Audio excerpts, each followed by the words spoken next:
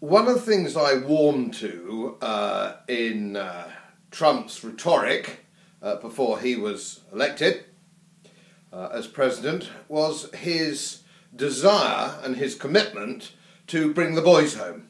He said there's no point in having our troops in Syria. It's a waste of time, it's a waste of money. Basically everything we've done in North Africa, the Middle East, has been a waste of blood and treasure. Let's bring the boys home. And I thought, yes, well, good for you, good for you. And if you just do that in your presidency, you would have done very good work. And he implied détente with the Russian Federation. Now, all that's going out of the window. All that's going out of the window, and I can't understand really why. Now, he's put a complete nut job in charge of his foreign policy, a chap called John Bolton, who's sort of, if those of you old enough to remember Dr. Strangelove, this guy is a nutter who's determined upon warfare anyhow, anywhere. Presumably he's deep state, part of the industrial military complex, and nothing's going to change his view.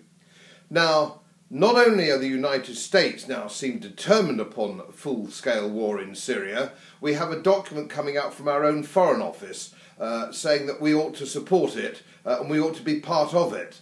Now, I don't know about you, but I don't want a war with the Russian Federation over a piece of real estate which most people can't even place on the map, which is at the moment is being occupied by ISIS and Al-Qaeda. These are the bad guys that we're fighting on the streets of London, and we're now going to support them. It's absolutely crazy, but there's nothing much we can do about it. It's going to happen.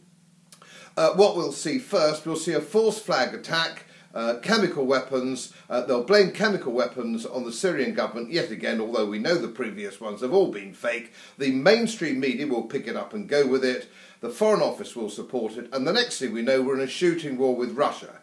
And this also gives another a little fillip to the people who want this kind of outcome, and that is a desire for a European army, which is incidentally going to go ahead as well. It's going to go ahead. And of course, they can say, oh, the big bad Russian Federation, aren't they really nasty people? And we've got to have a European army. So we're being softened up. The public are being softened up for all this damn nonsense. So I don't know about you, but I don't want war. I don't want war with the Russian Federation. I don't regard Syria as a legitimate sphere of influence for our country or indeed America. Why can't we all take our troops home and mind our own bloody business? No good will come of this, believe me. And you'd have thought America would have learnt something from the Vietnam War, wouldn't you? 60,000 lives lost for no reason whatsoever. I'm old enough to remember it, so for goodness sake, America, stop it now.